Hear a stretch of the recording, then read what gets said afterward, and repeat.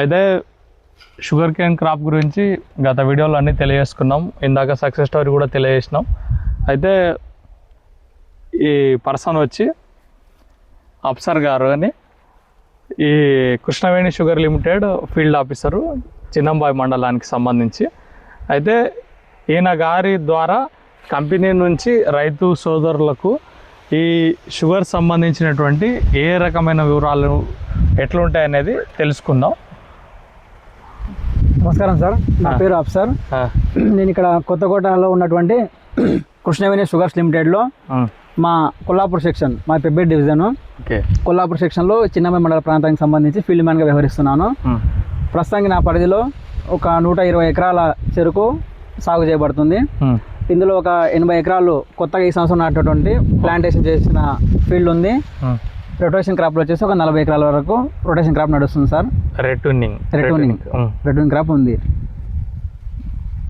అయితే ఈ రెడ్యూనింగ్ క్రాప్ దానికి న్యూ ప్లాంటేషన్ దానికి డిఫరెన్స్ ఏంది అంటే రొటేషన్ క్రాప్కు ప్లాంటేషన్ క్రాప్ వచ్చేసి రొటేషన్ క్రాప్లో అత్యధిక దిగుబడి సాధించడానికి వీలుగా ఉంటుంది. ప్లస్ ఇంకా రొటేషన్ క్రాప్లో కాస్త దిగుబడి ఎక్కువ సాధించాం అనుకోండి, ఇక్కడ ప్లాంటేషన్ చేసే ఫీల్డ్లో వచ్చేసి రైతు కాస్త అదనంగా డబ్బు మిగిలే అవకాశం ఉంటుంది సార్ రొటేషన్ క్రాప్ సాగు చేయడం వల్ల. అలాగ ఉంటుంది సార్. యాక్చువల్గా ప్లాంటేషన్ చేయడం ఖర్చు కానీ తర్వాత సేద్యపు ఖర్చులు కానీ రొటేషన్ క్రాప్లో రైతుకు సేవ్ అవుతాయి సార్. అయితే మీరు ఇప్పటివరకు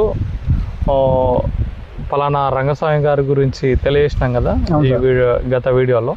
అయితే మీరు దీనికి సంబంధించి అంటే ఈయనొక్కరే కాదు, ఈ చెరుకు వేసుకునేటువంటి ప్రతి రైతులకు ఎవరైతే ఉన్నారో వాళ్ళకు ప్రతి ఒక్కరికి వారానికి కానీ 10 రోజులకు కానీ ఒక రోజు కానీ వెళ్ళి మీరు టైం కేటాయించి తెలియజేస్తారు. ఏం వేసుకున్నారు, ఫీల్డ్ విజిట్ అనేది చెక్ చేసుకుంటారు. ఏమన్నా పురుగు వచ్చిందా, ఏమన్నా తెగులు వచ్చిందా, ఫర్టిలైజర్ న్యూట్రిషన్ ఏమైనా ఎక్కువ తక్కువ వేస్తున్నారా అనే విషయాలు తెలియజేసుకుంటారు. అవును సార్. యాక్చువల్గా మేము ఫ్యాక్టరీ ద్వారా రైతు దగ్గర అగ్రిమెంట్ చేయించి ప్లాంటేషన్ చేస్తాం సార్.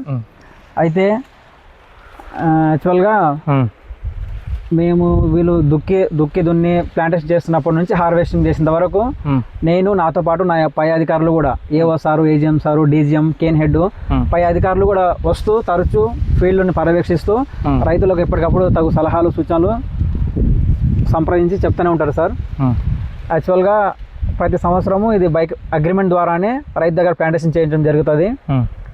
తర్వాత రైతుకు మేము ఫ్యాక్టరీ తరపు నుంచి వీడ్ సైడ్ కానీ ఫర్టిలైజర్ కానీ మైక్రోన్యూట్రియన్స్, బయో ఫర్టిలైజరు మొదలగునవి మేము ఫ్యాక్టరీ ద్వారా అందించడం జరుగుతుంది. ఫర్టిలైజర్ వచ్చేసి రైతులు వాళ్ళు లేబర్ కానీ ఫర్టిలైజర్ కానీ వీళ్ళు బయట అరేంజ్ చేసుకొని వీళ్ళు వేసుకోవడం జరుగుతుంటుంది. యాక్చువల్గా ఈ సీజన్కి వచ్చేసి ఎఫ్ఆర్పి రేటు 3,574 రూపాయలు ఉంది సార్. ఓకే, ఎఫ్ఆర్పి రేట్ అది ఫిక్స్డ్ అనమాట. దానికి సబ్సిడీ వచ్చేసి యాక్చువల్గా బిఫోర్ అక్టోబర్ టు జనవరి వరకు ప్లాంటేషన్ చేస్తే దానికి టన్నుకు ఒక 350 చొప్పున బోనస్. ఓకే, ఫిబ్రవరి నుంచి ఏప్రిల్ వరకు ప్లాంటేషన్ చేస్తే దానికి ఒక 300 రూపాయలు బోనస్ ఉంది ప్రతి టన్నుకు. ఆ విధంగా బోనస్తో కలుపుకొని ఒక టన్ను మీద 4,000 రూపాయలు అనేది ఉంటుంది సార్. తర్వాత ఈ సంవత్సరం వచ్చేసి స్టేట్ గవర్నమెంట్ నుంచి కూడా బోనస్ వచ్చే అవకాశం ఉంది. ఇంకా డిసైడ్ అవ్వలేదు కానీ ఒకవేళ బోనస్ వస్తే అది కూడా అదనంగా కలిపి హార్వెస్టింగ్ అయ్యేంత వరకు కూడా అది కలిపి రైతుకు టన్ను మీద ఇవ్వడం జరుగుతుంది సార్. ఓకే, అయితే మీరు ఫీల్డ్ తిరుగుతుంటారు కదా, మా ఫీల్డ్కు తిరిగే దాంట్లో మీరు రైతుల దగ్గర నుంచి మీరు బాగా అబ్జర్వ్ చేసినటువంటి విషయాలు ఏమున్నాయి? అయితే ఇదివరకు 10-15 సంవత్సరాల క్రితము మా ఏరియా చిన్నమ్మ మండల ప్రాంతము అత్యధికంగా చెరుకు దిగుబడి సాధించిన ఏరియా, ఎక్కువ సాగు చేసే ఏరియా. చిన్నపాటి లోపాల వల్ల రైతులు వేరే క్రాప్ అలవాటు పడి షార్ట్ క్రాప్ అలవాటు పడి చెరుకు సాగు అనేది కాస్త తగ్గడం జరిగింది. వేరే పంటల దిగుబడి ఎక్కువ రావడము, తర్వాత నీటి సరఫరా సౌకర్యం కూడా పెరగడం వలన వేరే క్రాప్లు వేసుకోవడం జరుగుతుంది. మళ్ళీ కాస్త అంటే అప్పుడు టన్ను మీద చెరుకు ధర తక్కువ ఉన్నాయి సార్. ఇప్పుడు టన్ను మీద ధర పెరిగింది. అన్ని విధాల హార్వెస్టింగ్ సమయంలో కూడా ఎటువంటి ఇబ్బంది లేకుండా లేబర్తో ప్లస్ మిషన్తో పాటు కూడా హార్వెస్టింగ్ చేయించడం జరుగుతుంది. సార్ వాళ్ళు కూడా ఫ్యాక్టరీ తరపున యంత్రాంగం కూడా ఎప్పటికప్పుడు పర్యవేక్షిస్తూ అన్ని విధాల అత్యధిక దిగుబడులు సాధించే విధంగా రైతులను ఎప్పటికప్పుడు మోటివేట్ చేస్తూ రైతులకు పేమెంట్ల విషయంలో కూడా లేట్ కాకుండా వెంటనే పేమెంట్లు వేయడం కూడా జరుగుతుంది. కాబట్టి రైతులకు కూడా అవగాహన కలిగి వాళ్ళు కూడా కాస్త గైడ్ చేయడం కానీ ఎడ్యుకేట్ అయ్యి వాళ్ళు కూడా చెరుకు సాగును మళ్ళీ పెంచుతున్నారు. అయితే ఇప్పటి వరకు మీరు చేస్తున్నప్పటి నుంచి దిగుబడి ఎంత మోతాదులో ఎక్కువ వచ్చిన ఫీల్డ్స్ ఉన్నాయా? ఉంటే పర్ ఎకర్ ఎన్ని టన్నులు ఎక్కువ వచ్చినాయి?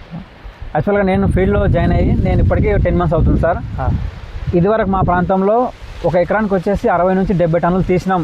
నేను ఫీల్డ్లో తిరుగుతున్నా కదా, రైతులను ఫస్ట్ నుంచి ఫాలో చేస్తున్నప్పటికీ కూడా రైతులు ఇదివరకు మేము 60 టన్నులు 70 టన్నుల వరకు కూడా తీసినామని చెప్తున్నారు వాళ్ళ అనుభవ ప్రకారము.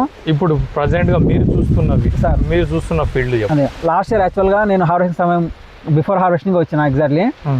అప్పుడు మా ఏరియాలో మాత్రము సార్ అప్పుడు దాదాపుగా 30 నుంచి 40 టన్నులు రావడం జరిగింది సార్. 40 టన్నులు ప్లాన్ చేసిన ప్లాన్ క్రాప్లో. అంటే ఇప్పుడు మీరు చేస్తున్నటువంటి ఏరియాలలో అన్నిట్లో అంత దిగుబడి? అవును సార్, మేజర్గా 35 నుంచి 40 టన్నులు రావడం జరుగుతుంది. 40 టన్నుల వరకు సార్. ఇంకా కొంచెం శ్రద్ధ పెట్టి చేయడం వల్ల రైతులు 60 నుంచి 70 టన్నులు కూడా తీయడం జరుగుతుంది సార్. అట్లా తర్వాత డ్రిప్ యాజమాన్యం ద్వారా కూడా అధిక దిగుబడి సాధించే అవకాశం విరివిగా ఉంది సార్. అయితే డ్రిప్ వేసుకోమని అయితే సలహా చెప్తాను. అవును సార్, ఎప్పుడు చెప్తాము.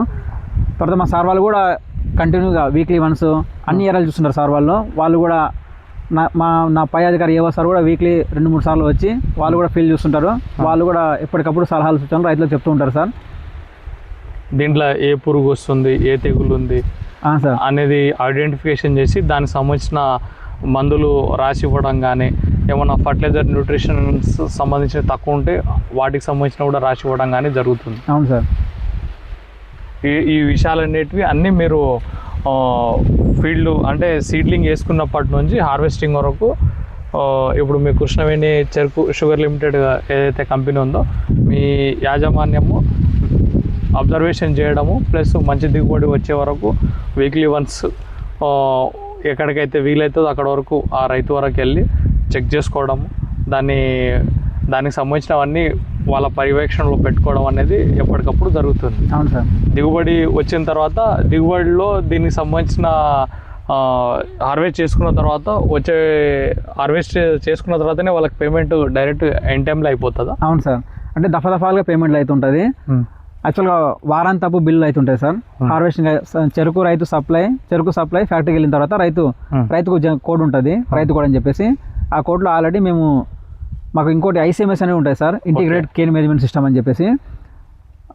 అంటే బ్యాక్గ్రౌండ్లో అంతా మేము రికార్డ్ చేస్తుంటాం అనమాట. ICMSలో ఎవ్రీథింగ్ అందులో డాటా ఉంటుంది అనమాట. అంటే Day 1, Day 2, Day 3 ఇక్కడ నుంచి 365 days, 270, 240, 200 days నుంచి కరెక్ట్ హార్వెస్టింగ్ స్టేజ్కి వచ్చేస్తుంది కదా. అవును సార్. అక్కడ నుంచి హార్వెస్టింగ్ కట్ చేసే వరకు ఈ కేన్స్లో షుగర్ కంటెంట్, సుక్రోజ్ కంటెంట్ అనేది పెరిగే లెవెల్ వరకు ప్రతి ఒక్కటి రికార్డ్ చేసుకుంటే. అవును సార్, మేము తర్వాత దీనిలో షుగర్ టెస్ట్ కూడా చేస్తాము. మామూలుగా టాప్ కానీ మిడిల్ కానీ బాటము అది కూడా యాక్చువల్గా బిఫోర్ హార్వెస్టింగ్ చేస్తాం సార్.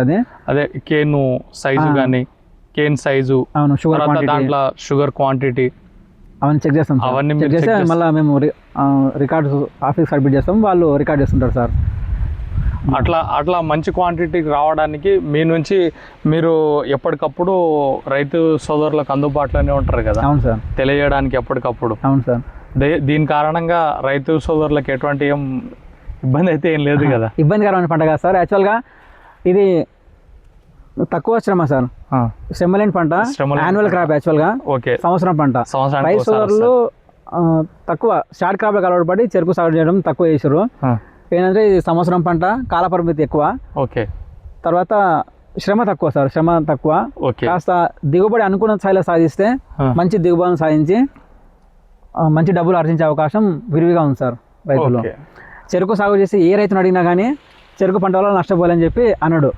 అనుభవపూర్వకంగా తప్పకుండా అనుభవపూర్వకంగా ఇక్కడ నుంచి నష్టం జరగలేదు, ఈ పంట ఎప్పుడు నాకు లాభమే ఇచ్చిందని అంటారు రైతులు. అంటారు నాటిన మొదటి సంవత్సరం అయితే కాస్త డబ్బులు కనిపించకపోయినా, అంటే ఖర్చులు అధికంగా ఉండడం వల్ల రెండో పంట, మూడో పంట, నాలుగో పంటలో కాస్త ఫోకస్ చేసి దిగుబడి కన్నా ఎక్కువ సాధించుకుంటే రైతు కాస్త డబ్బులు ఆర్జించే అవకాశం మంచిగా విరిగా ఉంది సార్. ఓకే, అయితే మీకు ఒక ఛాలెంజ్. ఇప్పుడు ఎలాగో ఈ రైతు సోదరులు ఇందాకనే రంగస్వామి గారి గురించి చెప్పినాం కదా, అవును సార్.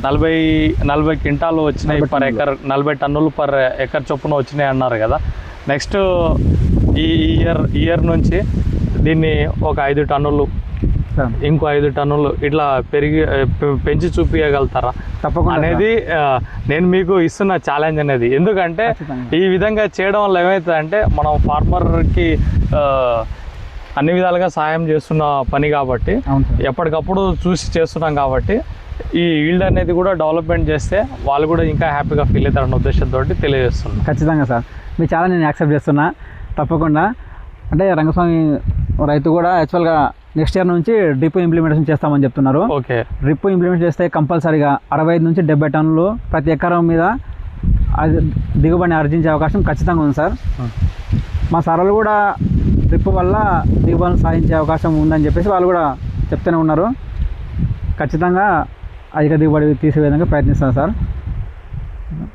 ఓకేనా? ఓకే సార్, ధన్యవాదాలు. ధన్యవాదాలు సార్.